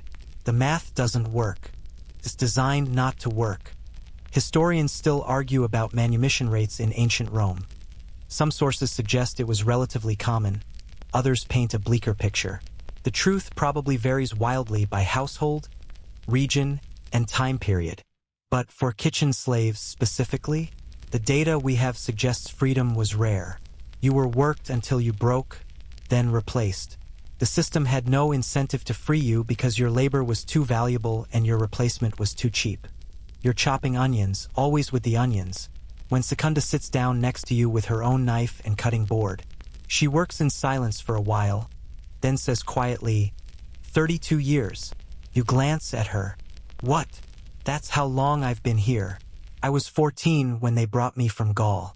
I'm 46 now, and I'm never leaving. It's not self-pity in her voice, just flat statement of fact. The master's father promised to free me in his will. He died. The son inherited everything, including me. Started the clock over. I'll die here. She's telling you this for a reason, and you understand it. Abandon hope. Not in a cruel way, but in a practical one. Hope for freedom is a luxury that makes the present unbearable. Better to accept the reality. Find the small victories. The stolen pork, the extra hour of sleep, the satisfaction of a perfectly executed sauce, and let go of the fantasy of escape. It's survival advice from someone who's made it further than most. But you can't quite let go. Not completely. You've heard the stories, whispered among slaves, probably exaggerated, maybe entirely fictional, about people who escaped, who ran away and somehow made it to freedom in distant provinces, or who survived in the margins of Roman society as fugitives. The penalties for runaway slaves were severe. Branding, hard labor, execution. And if you ran, you'd need papers, money, a destination, skills that translated outside a kitchen. You have none of those things, but the stories persist, because hope is a weed that grows even in poisoned soil. There's also the possibility of rebellion, though even thinking it feels dangerous. Rome had faced massive slave revolts before, the most famous being Spartacus's rebellion, which ended with 6,000 slaves crucified along the Appian Way as a warning. Smaller uprisings happened periodically, usually crushed with overwhelming violence. But those were agricultural slaves, mine workers, people who had numbers and space to organize. Kitchen slaves? You're scattered, isolated, watched. The villicus makes rounds. Gaius reports everything. The dining room slaves are incentivized to inform on the kitchen slaves to maintain their own slight elevation in status. There's no solidarity, no organization, just survival and suspicion. You finish the onions and move to preparing the morning meal. Simple bread and cheese for the household staff, something more elaborate for the master. The new girl is watching you, trying to learn, and you show her basic tasks without speaking. How to stoke the fire, where the water jugs are kept. How to hold a knife without cutting yourself. She's terrified of making mistakes, which means she will make mistakes, which means she'll be punished, which means she'll learn the same way everyone learns here, through pain. Gaius is already talking about the next dinner party. 3 days away, remember?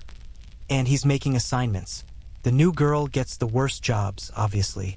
Hauling water, cleaning ashes, standing in the smoke. You get vegetable prep again, plus assisting Secunda with sauces. Marcus gets the roasting duties. The older woman gets grains and bread supervision. It's the same roles, the same hierarchy, just with one person swapped out. The kid is dead. The girl has replaced him. The kitchen continues. You're stirring porridge when a thought crystallizes. One you've been avoiding for years. You will die here. Not might. Will. The only variable is when and how. Disease, accident, exhaustion, violence, the method doesn't matter. You will die in this kitchen or one like it, and you will be replaced within days, and no one will remember your name. The master won't know. The guests won't care. Even the other slaves will forget eventually, because remembering the dead is a luxury when you're trying to survive yourself. And yet, you keep stirring. You keep the fire going. You keep teaching the new girl how to survive slightly longer. Why? What's the point? The philosophical answer might be that survival itself is the point, that human beings are wired to persist even in impossible circumstances. The practical answer is that you don't have a choice. Stopping means punishment or death, so you continue. But there's also something else, something harder to articulate. A tiny, stubborn spark of defiance that says, I'm here, I exist.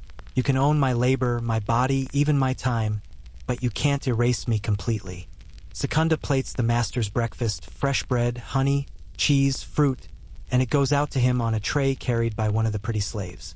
He'll eat it without thinking about the hands that prepared it, the fires that cooked it, the bodies that made it possible. And that's fine. You don't need his acknowledgement. You just need to make it through today and tomorrow and the day after that until eventually you don't. That's the deal. That's the only deal. The morning light is filtering through the smoke now, and the kitchen is fully operational. The fires burn. The pots bubble. The new girl is carrying water, her small arms shaking with effort. The older woman is kneading dough. Marcus is sharpening knives. Secunda is tasting something, adjusting seasoning with the precision of decades. And you're here, in the middle of it all, still breathing, still moving, still trapped in the endless cycle of Roman luxury and slave labor. You wouldn't last a day in a Roman slave kitchen. Except you have. You've lasted years. And you'll last until you don't, and then someone else will stand where you're standing, and the kitchen will continue because that's what it does. It consumes lives and produces feasts, and Rome doesn't care about the difference. The heartbreaking truth is this: you were never meant to escape. The system was designed to keep you here, to extract every ounce of labor from your body until it breaks, and then to replace you with fresh bodies from the endless stream of conquered peoples flowing into Roman slavery. Your freedom was stolen before you were born, passed down through generations like a curse. And the tiny chances you had, manumission, self-purchase, escape, were always mathematical impossibilities dressed up as hope. But you're still here, still stirring, still surviving. And maybe that's not victory, but it's not complete defeat either. It's just existence, messy and painful and brief, in one of history's most brutal institutions. The kitchen continues. The fires burn. And you, anonymous and forgotten, make the empire possible. The day winds down slowly, like it always does. The fires bank to embers. The last pots get scrubbed. Your hands move through familiar motions. Wipe down the tables, sweep the floor, prepare for tomorrow. The new girl has collapsed in the corner, asleep sitting up, too exhausted to even make it to the straw pallets. You don't wake her. Let her have this moment. Soon enough, she'll learn that sleep is currency, that rest is stolen in minutes, that comfort is a memory from before. Secunda is already lying down, her breathing deep and even. The older woman is murmuring something, maybe a prayer, maybe just words to herself. Marcus is doing a final check of the fires, his silhouette dark against the glowing coals. And you're standing here, in the middle of the kitchen that's been your prison and your entire world, feeling the weight of countless days behind you and countless more ahead. You think about the kid, about his small body carried out in canvas, about how quickly he was erased, about the new girl who's already filling his space, about the endless, grinding cycle that will continue long after you're gone. You think about Secunda's 32 years, about the impossible math of freedom, about the brutal efficiency of a system that treats humans as fuel. And then you let it go because holding on to these thoughts will break you. You lie down on your straw pallet. The material is scratchy and thin. Your body aches in places you didn't know could ache. The burns on your arms throb faintly. Your lungs feel heavy with accumulated smoke. But you're horizontal, and in a few moments you'll be unconscious, and that's enough. Tomorrow you'll wake in darkness. You'll light the fires. You'll haul the water. You'll chop the vegetables and stir the pots and navigate the dangers and maybe steal a scrap of food and somehow, impossibly, survive another day. Not because you're strong or lucky or blessed, just because the alternative is giving up and something stubborn in you refuses. Not hope exactly, just refusal to stop. The kitchen is quiet now, except for breathing and the soft whisper of dying coals. Somewhere above, in rooms you'll never see, the master sleeps in comfort earned by your labor. Somewhere in the city, the markets are quiet, waiting for dawn. Somewhere beyond Rome's walls, the world continues, vast and indifferent. And here, in this smoke-stained room, you close your eyes and surrender to sleep. Sweet dreams. You've earned them,